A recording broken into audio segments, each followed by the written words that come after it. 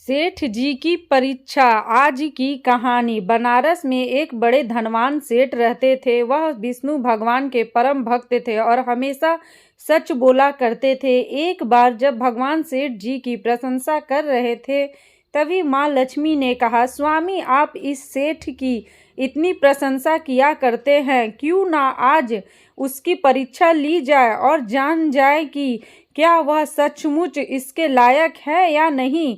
भगवान बोले, ठीक है, अभी सेठ गहरी निद्रा में है, आप उसके स्वप्न में जाएं और उसकी परीक्षा ले ले। अगले ही क्षण सेठ जी को एक स्वप्न आया।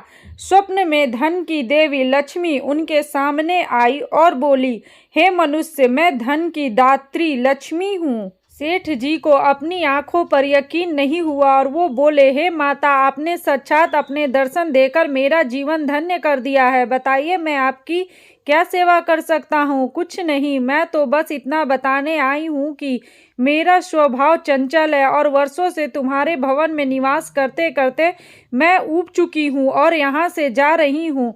सेठ जी बोले, मेरा आपसे निवेदन है कि आप यहीं रहे, किंतु अगर आपको यहाँ से अच्छा नहीं लग रहा है तो मैं भला आपको कैसे रोक सकता हूँ। आप अपनी इच्छा अनुसार जहाँ चाहे जा सकती हैं। और माँ लक्ष्मी उसके घर से चली गई।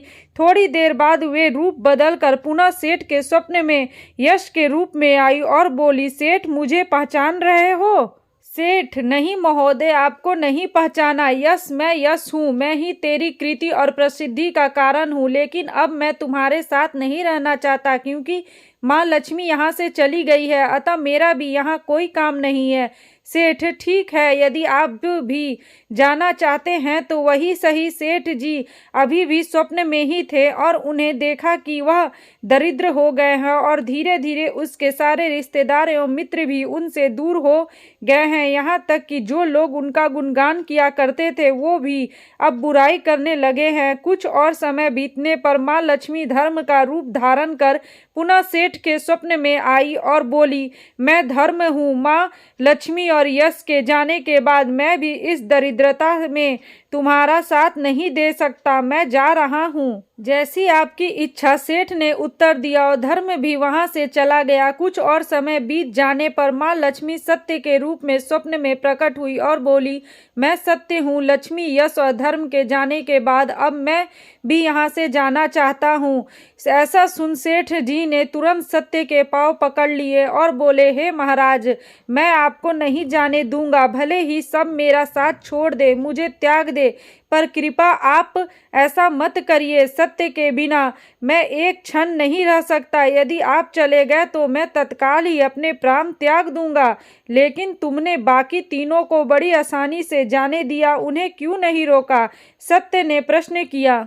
सेठ जी बोले, मेरे लिए वे तीनों भी बहुत महत्व रखते हैं, लेकिन उन तीनों के बिना भी मैं भगवान के नाम का जाप करते करते उद्देश्यपूर्ण जीवन जी सकता हूँ। परंतु यदि आप चले गए तो मेरी जीवन में झूठ प्रवेश कर जाएगा और मेरी वाणी अशुद्ध हो जाएगी। भला ऐसी वाणी से मैं अपने भगवान की वंदना कैसे कर सकूंगा? मैं तो किसी भी कीमत पर आपके बिना नहीं रह सकता। सेठ जी का उत्तर सुन सत्य प्रसन्न हो गया और उसने कहा, तुम्हारी अटूट भक्ति ने मुझे यहाँ रुकने पर विवश कर दिया है और अब यहाँ से कभी नहीं जाऊंगा। और ऐसा कहते हुए सत्य अंतर्ध्यान हो गया।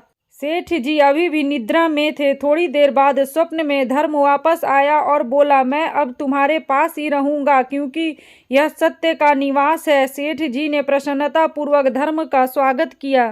उसके तुरंत बाद यश भी लौट आया और बोला, जहाँ सत्य और धर्म है, यश स्वतः ही आ जाता है, इसीलिए अब मैं तुम्हारे साथ ही रहूंगा। सेठ जी ने यश की भी आवभगत की और अंत में माँ लक्ष्मी आई। उन्हें देखते ही सेठ जी नतमस्तक होकर बोले, हे देवी, क्या आप भी पुनः मुझ पर कृपा करेंगी? अवश्य, जहाँ सत्य, धर्म और यश हो वहाँ मेरा वास निश्चित है। माँ लक्ष्मी ने उत्तर दिया। यह सुनते ही सेठ जी की नींद खुल गई। उन्हें यह सब स्वप्न लगा, पर वास्तविकता में वह एक कड़ी परीक्षा से उत्तीर्ण होकर निकले थे। मित्रों, हमें भी हमेशा याद रखना चाहिए कि जहाँ सत्य का निवास होता है वहाँ यश, धर्म और लक्ष्मी का वास स्वतः ही हो जाता है। सत्य है तो सिद्धि, प्रसिद्धि और समृद्धि है।